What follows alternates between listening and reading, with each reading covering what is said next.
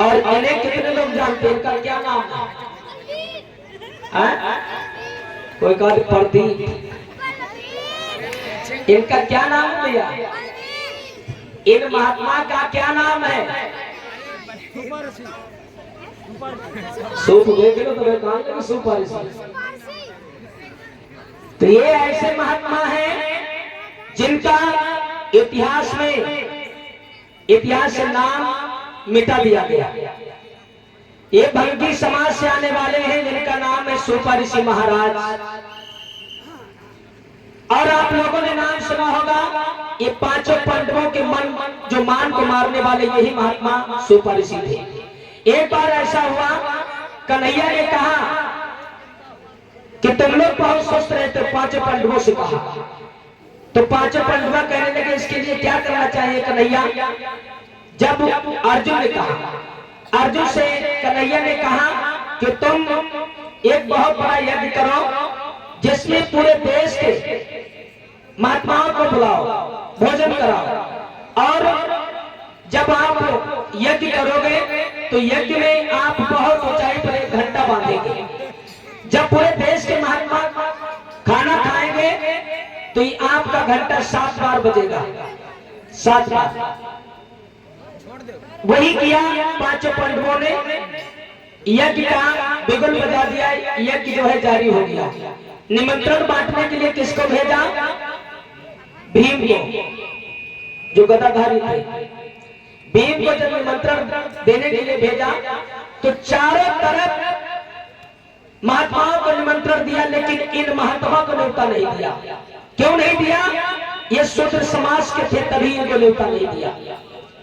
सभी महात्मा जब आए, खाना खाए, पेट पर हाथ भराए और निकल गए।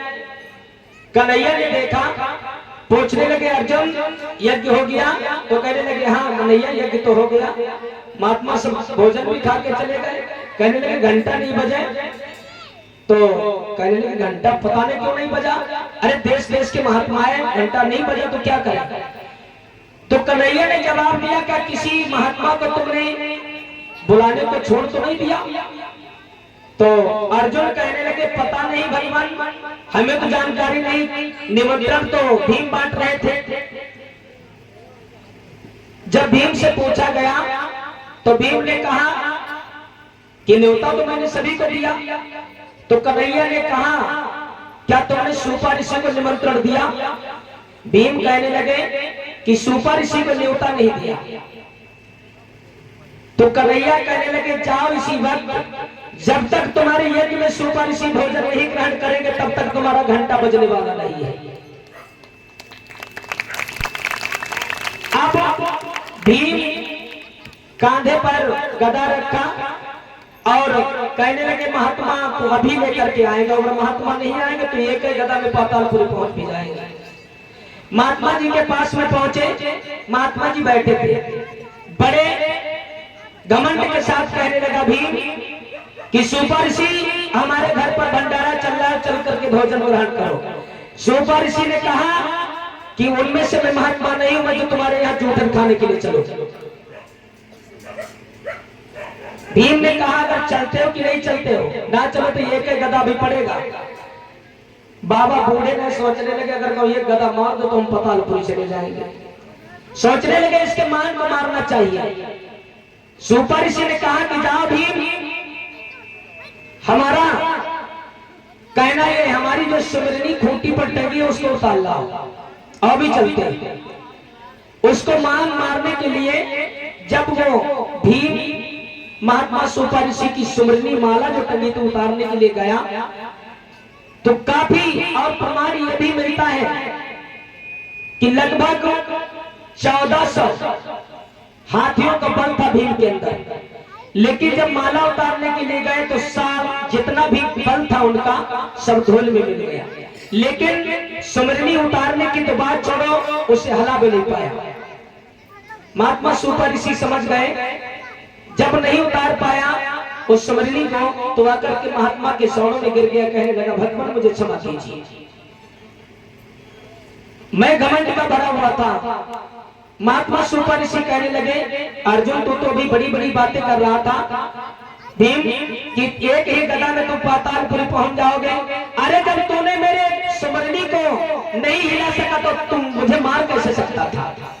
आज महात्मा जब पहुंचे भीम के यहाँ भंडारे में तो भोजन बढ़ाने वाले पहुंचे, बाबा जी से कहने लगे बाबा जी पूरी, कहने लगे इसी में डाल दो। पूछा बाबा जी खीर, कहने लगे सब इसी में डाल दो।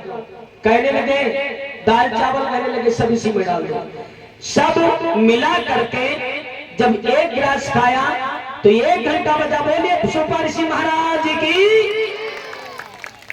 जब 1 घंटा बजा, एक निवाला जब खाया, पास में द्रौपदी खड़ी खड़ी ये दृश्य देख रही थी। जब सब खाना मिला करके खाया तो द्रौपदी ने आवाज लगाई कि आखिर होत नीच के नीच। बाबा ने उठाया कमंडल, वहां से निकल लिया। अब फिर कन्हैया भाग कर आए, कहने लगे क्यों, घंटा 1 बज के रह गया। अर्जुन कहने लगे जब घंटे बजाने वाला चला गया तो घंटा बजेगा कैसे। कहने लगे कन्हैया क्या हुआ क्या। कहने लगे ये तुम्हारी बहन जी नेम साहब जो खड़ी, इनने कही कि आखिर होत नीच के नीच। कन्हैया कहने लगे द्रौपदी तेरे अंदर जो घमंड है, तुझे शायद ज्ञान नहीं, वो ऐसा महात्मा है अगर अपने आश्रम से चल करके तेरे यहाँ जितने भी कदम रख देगा, तेरे जैसे न जाने कितने उसके यज्ञ हो जाएगा। अभी भी वक्त है, तुम सभी द्रौपदी से 5 पांडव जाओ और महात्मा सुपर ऋषि को बुला करके लाओ। जब बुला करके लाए तो महात्मा जी ने भोजन ग्रहण किया और 6 जो घंटा बाकी थे वो 6 घंटा बजे। प्रेम से बोलिए सुपर ऋषि महाराज की। अब तभी से जो प्रक्रिया वो चलती आ रही है, चलन कहावत कही जाती है, ना बाबा आएंगे ना घंटा बाजेगा, वही कहावत है।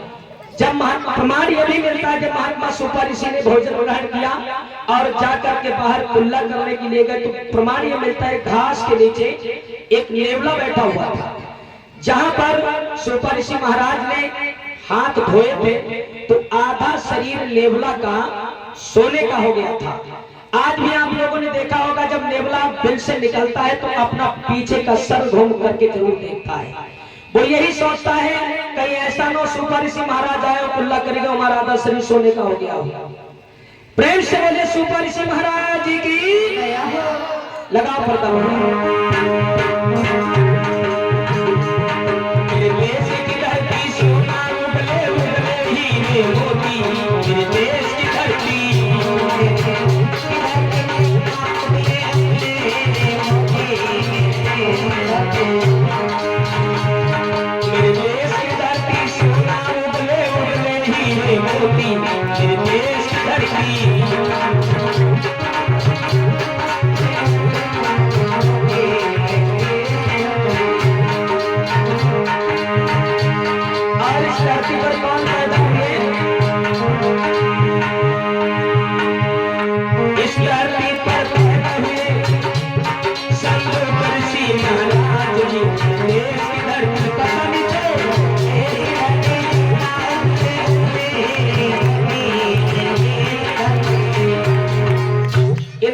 को कितने लोग जानते हैं? इनका क्या नाम है? संभोग ऋषि। ये तेली समाज से आते हैं जिन्हें राठौर कहते हैं। इनके बारे में अगर बताया जाए तो एक बार विंध्याचल पर्वत पर ये तपस्या कर रहे थे और गरीब समुदाय की यानी मूल निवासी लोगों को ये निःशुल्क शिक्षा प्रदान किया करते थे। और इनकी जो पत्नी थी तुंगभद्रा, वो गरीबों को, आदिवासियों को, मूल निवासियों को निःशुल्क दवाई प्रदान करती थी। इधर जब इनके ज्ञान की चर्चाएं चारों तरफ होने लगी, मूल निवासी लोग शिक्षित होने लगे। ये धर्म के ठेकेदारों को अच्छा नहीं लगा। राम के दरबार में जाकर के कहा कि महाराज, आपके राजा राम जैसा आपके राज में अनर्थ हो रहा है, ऐसा ना तो रघु के राज में हुआ ना राजा दशरथ के राज में हुआ, जैसा आपके राज में हो रहा है। तो ब्राह्मण ने कहा कि यहाँ पर कोई न कोई शूद्र तपस्या जरूर कर रहा है, जिसके द्वारा आज हम ब्राह्मणों के बच्चे अकाल मौत से मर रहे हैं। अब लोगों राम नहीं जान पाए। राम ने कहा कि ठीक है, लेकिन वो बच्चा जो था मरा नहीं था, उसे बेहोश किया गया था। इधर महात्मा संगोग ऋषि जी